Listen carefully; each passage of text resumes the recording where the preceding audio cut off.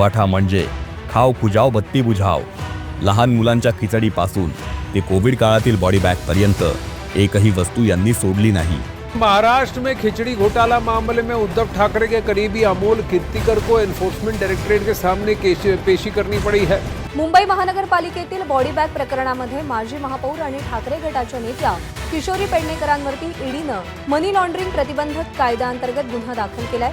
मुंबई महापालिकेत कोविड काळात body bag घोटाळा झाल्याचा आरोप रमाकांत बिरादर यांच्यावर असून त्यांची आर्थिक गुन्हे शाखेकडून चौकशी सुरू आहे। 25 वर्षांच्या अनिर्बद्ध सरकार काळात घोटाळे करून वांद्र्यासारख्या ठिकाणी जिथल्या जमिनीचा भाव सोन्यापेक्षा अधिक आहे तिथे यांनी मातोश्री 2 उभारलं। इतकंच नाही तर भ्रष्टाचाराचा भस्म्या झालेल्या उद्धवजीरावांनी मिठी नदीच्या सुशोभीकरणाच्या कामात घोटाळा करून वर्षानुवर्ष मुंबईची तुंबई करून ठेवली।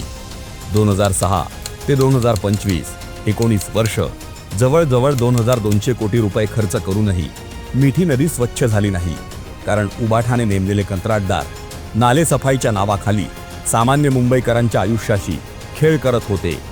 नदी नाल्यांचा गाळ काढण्यासाठी सीसीटीव्ही व जीपीएस सिस्टीमवर बीएमसीने करोडो रुपये खर्च केले।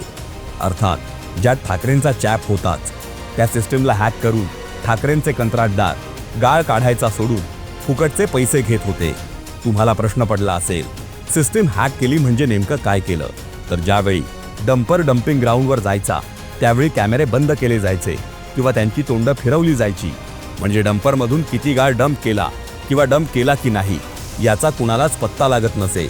बऱ्याचदा जीपीएसवर एंट्री दिसावी यासाठी डंपर फिरवला जायचा, पण कुठलाही कर्मचारी मिठी नदीत उतरून गाळ काढत नसे। यामुळे वर्षानुवर्ष या नदीचे एका घाणेरड्या नाळ्यात रूपांतर होत गेलं आणि मुंबई नामक सुंदर शहराचं ठाकरेंनी भटारखान्यात रूपांतर केलं।